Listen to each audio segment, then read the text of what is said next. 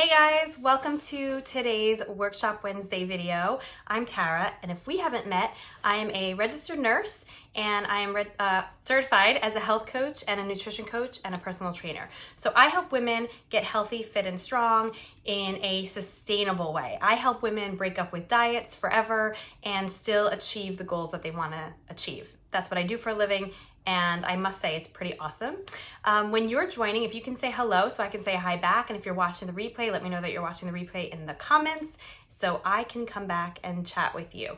Today's video is all about the scale, okay? Usually when I say the word scale, people have quite a visual response to it, right? So most people will like groan or roll their eyes or something, okay? We feel very strongly about the word scale. If I said like, we're gonna talk about a pencil, most people don't have a very strong gut reaction to that. But when we talk about scales and weight, that's a different story. So I'm gonna talk about, first I'm gonna tell you who the scale might be a good tool for. And then I'm gonna spend the rest of the video talking about why the scale might not be a great tool for you and how it actually might be sabotaging your results and actually might be helping you to put on excess body fat and or excess weight, okay? So real quick, I believe very strongly in measuring progress, okay? The things that we can track are the things that we can hack. So in order to know if you're going in the right direction so that you know if you are on a good path, if you need to tweak something, we need to be able to measure things, right? And on top of that, there are always times on a fat loss or weight loss journey where you're going to feel like you are not actually making progress when in fact you are, okay? That's just the way that our mind works. Our primal brain wants us to stay the same. It doesn't want us to change. So it's constantly throwing these things in our way, these obstacles for us to have to get over. And one of those things that it does is it tells you like, oh, you're no good at this anyway, you're not making progress. Now, if you are not tracking something, then you actually won't know if you are making progress or not. So I do believe very strongly that there should be some sort of measurement that you're tracking. It can be clothing sizes, it can be energy levels at a specific time every single day. It can be certain blood markers, like if you have elevated blood sugar or cholesterol, you can be tracking those. Those are easy to track. It could be measurements with a tape measure. That's a bit better than scale because it gives you a lot more information whether you're actually losing muscle mass or fat or whatever. So tape measuring is a bit better with that. What other things? There's lots of things that you can do in order to measure progress that has nothing to do with the scale. Now, let me tell you real quick who the scale might be a good option for, okay? It would be a better option for somebody who has a farther way to go. So if you want to lose 100 pounds, let's just say, the scale would be a better tracker overall of you making progress towards your goals, okay? Because you're not going to be putting on 100 pounds of muscle, so you're not going to be worrying about like every pound of fat I'm losing, I'm replacing with muscle.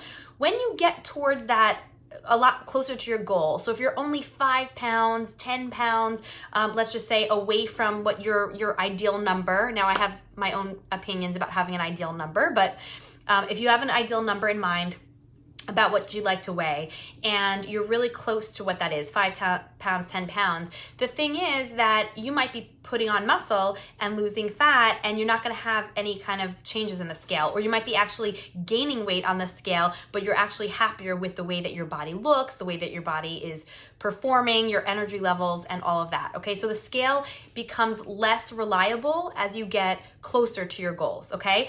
But again, that's only a good tool if it's not going to affect your entire day. And truth be told, I don't know many women, and this is probably true for men too, but I work mostly with women. I don't know many women who are able to weigh themselves and then forget about whatever that number is. The scale really is only a good tool if you can be very objective about it. So if you can get on the scale and you're 2 pounds up from yesterday and you're like, oh, that's probably just water weight or whatever, you know, my period's coming, or I had a meal out, so there was a lot of sodium, so I'm probably just retaining sodium and water. Okay, and you're fine and you go about your day. If that's you, then the scale might actually be a good tool for you. But I'm gonna tell you right now that the vast majority of people can't do that. The vast majority of people are negatively affected if the scale isn't going in the direction that they want. Now, when you're on some sort of fat loss journey, weight loss journey, either one of those, it's not going to be a linear decrease in your body weight. It's just basically impossible. You can be chugging along for some time, but at some point you're going to hit a plateau. At some point you're going to go back up, and that's just normal for so many reasons. I'm not going to get into all the reasons, but things like water retention, increasing muscle. There's something called a whoosh effect, which basically means that as your fat cells decrease, they fill up with water for a period of time, and then once your body feels like it's comfortable, it can release that water weight, and then all of a sudden you lose a few pounds overnight. But you know, it's not reflective of the couple weeks before where you were like, I'm killing it and I'm not noticing any results. Hey, Andrea, thanks for joining. So here's the deal about the scale. So if you're like most of us, and if you get on a scale and you could actually be negatively affected by the number if it's not a number that you wanted it to be, let's say you went up a pound overnight or something, you're going to be upset, angry, frustrated, something like that, right? You're gonna have some sort of a negative emotion. And I wanna ask you today, do you make the best choices for yourself when you are feeling angry, frustrated, or sad? Like, are those the days where you're like, oh yeah, I'm gonna go kill it at the gym, I'm making all the best food choices, right? No, that's not when we're making the best decisions. If we're angry, frustrated, upset, we're going to do one of two things. We're gonna either feel like we have to further restrict, so we're gonna go like all day and hardly eat anything, and then what happens? At night you binge, at night you make all the wrong choices, all of that, right? So either you're gonna go in that direction or the other direction where you right then and there throw in the towel and you're like, forget it. I've been working so hard, this scale only is, just went up or whatever, and that's it. Like, I'm not doing this anymore, and then you just throw in the towel from the get-go. So either one of those options are going to only sabotage your results, okay? So weighing yourself can actually be making you gain weight or gain excess body fat, because it's going to affect your mood, and when your mood is down, you're gonna be making poor choices. Andrea says, the key for me is to not look at the scale and see how clothes fit and inches. Yes, oh my gosh, I love that so much, yes. First of all, we seem to have more of an emotional connection for whatever reason with weight, and maybe it's just because it's an easy number to remember, it's only one number, whereas when it comes to inches on our body, if we're doing tape measures, or there's something called a caliper where you can actually measure fat in different points of your body. But when it comes to that, I think it's just, there's so many numbers to memorize, and it's not something that people talk about. No one's like, oh, hey, what's the circumference of your bicep? It's just not something that we talk about. So I feel like there is less of an emotional connection to that. I do feel like people can take measurements of their body and be more detached from it, where it's not going to ruin their entire day. So I do like that method a lot more. Now, it does require a little bit more skill, because you have to know where to put that tape measure, or what parts of your body and exactly what point, because there's a big difference between measuring your waist, let's just say, versus your hips, that kind of a thing. A big difference if you're sucking it in or not, right? So it takes a little bit more skill, a little bit more practice, but it's not a big deal.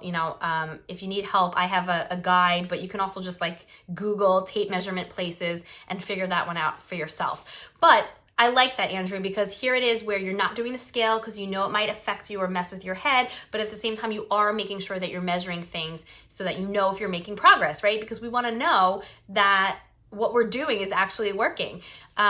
So that's the reason, okay? If the scale can affect your mood at all, which for most people it does, then that means by default it will affect your progress, because anything that's going to put you in a lowered state, a lowered mental state, a lowered mood is going to make you make poor decisions. And those poor decisions are going to sabotage your whole journey. They're going to add extra fat, they're going to add extra body weight, and they're going to make you skip the gym and eat all of the food and all of those things that you're trying to avoid in the first place. So if this is you, then one tiny little thing could help you.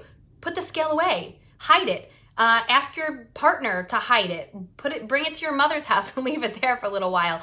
Break up with the scale and see if that actually helps you with your progress, okay? I promise you, you're not going to be surprised when you make strides